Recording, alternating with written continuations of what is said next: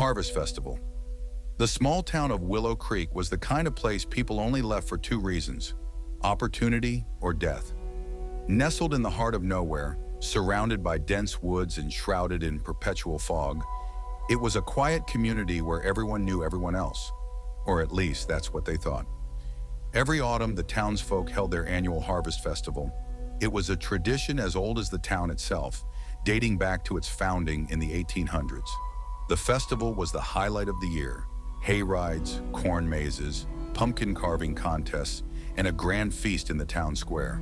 But the crown jewel of the celebration was the Harvest King, a scarecrow-like effigy built by the children of Willow Creek and burned at the stroke of midnight.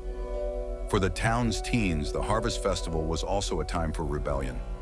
Away from the prying eyes of parents, they would sneak into the woods, drink stolen beer, and tell ghost stories. The most popular of these stories was the legend of the Harvest King. According to the tale, the Harvest King was no ordinary effigy. It was a vessel for a dark spirit that demanded tribute. Long ago, during a particularly harsh winter, the settlers of Willow Creek made a pact with the spirit to ensure bountiful harvests. The price?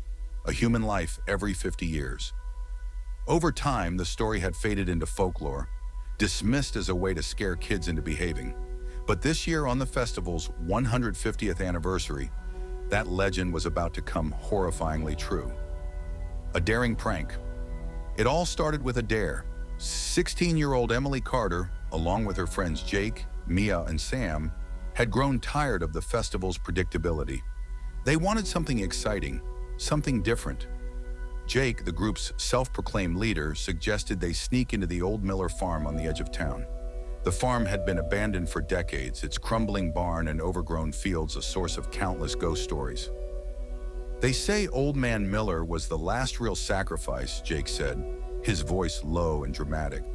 He went mad, started talking about the Harvest King coming for him. Then one night, he just disappeared. "Cut the crap, Jake," Mia said, rolling her eyes. "You don't actually believe that, do you?" "Of course not," Jake replied with a smirk. "But it'll be fun to check it out, unless you're scared." Emily hesitated. She wasn't superstitious, but something about the Miller farm gave her the creeps. Still, she didn't want to be the buzzkill of the group. "Fine," she said, "but if we get caught, I'm blaming you."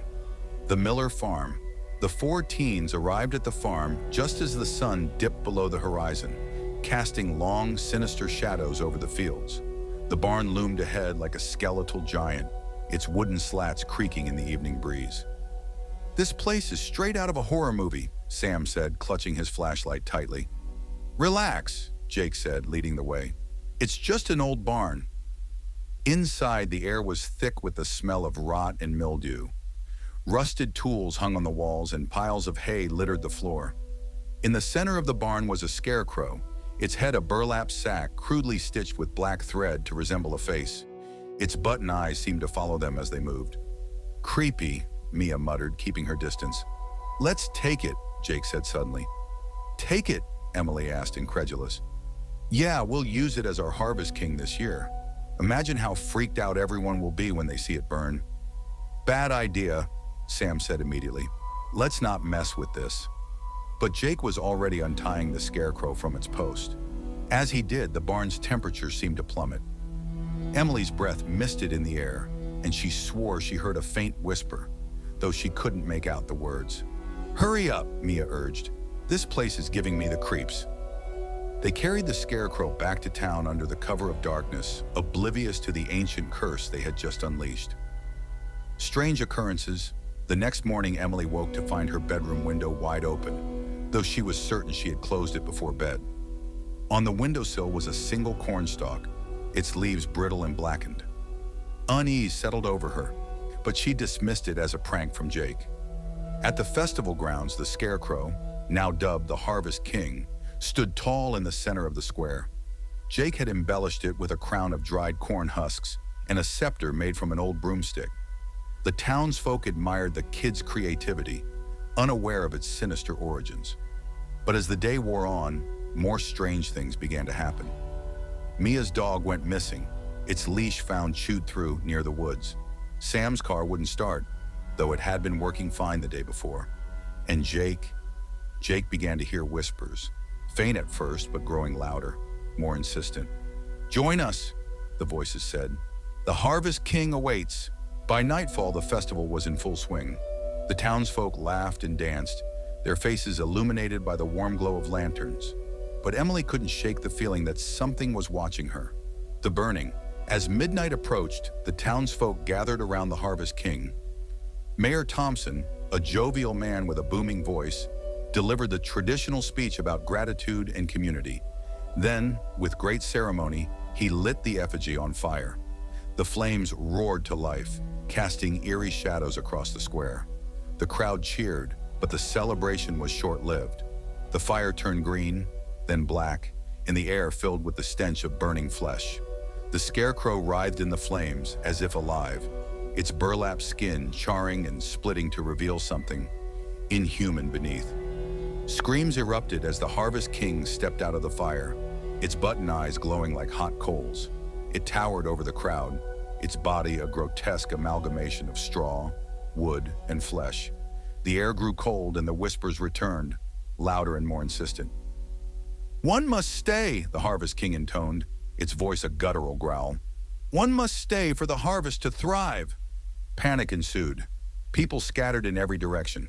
But the Harvest King moved with unnatural speed, cutting off their escape. Its gaze settled on Emily and her friends, who stood frozen in terror. "You," it said, pointing a gnarled finger at Jake. "You disturbed my slumber. You will take my place." Jake stumbled backward, shaking his head. "No, I didn't mean to. It was just a joke." "The harvest demands a sacrifice," the creature replied. The sacrifice. Emily's mind raced. There had to be a way to stop this. She remembered the legend. The settlers had made a pact to ensure bountiful harvests. If the Harvest King was tied to the land, maybe it could be severed. "The field," she shouted to her friends. "We have to destroy the field." But Jake was already being dragged toward the woods, his screams echoing in the night. Emily, Mia, and Sam chased after him, dodging the panicked townsfolk. They reached the edge of the Miller farm, where the old cornfield stood eerily still. "Burn it," Emily said, grabbing a lantern. "We have to burn it all." Mia hesitated. "What if this makes it worse?" "It can't get worse than this," Sam said, taking the lantern and hurling it into the dry stalks. The fire spread quickly, consuming the field in a blazing inferno. The Harvest King let out an unearthly scream, releasing Jake and collapsing to its knees. Its body disintegrated into ash, carried away by the wind. Aftermath. By dawn, the fire had burned itself out. The townsfolk emerged from their homes, shaken but alive. There was no sign of the Harvest King, and the cursed field was reduced to smoldering embers. Emily and her friends never spoke of that night again. Jake moved away, unable to face the memories. The festival continued in the years to come, but the effigy was never burned again. Willow Creek remained quiet, but Emily knew the darkness wasn't gone. It was only waiting, biding its time until the pact was broken once more.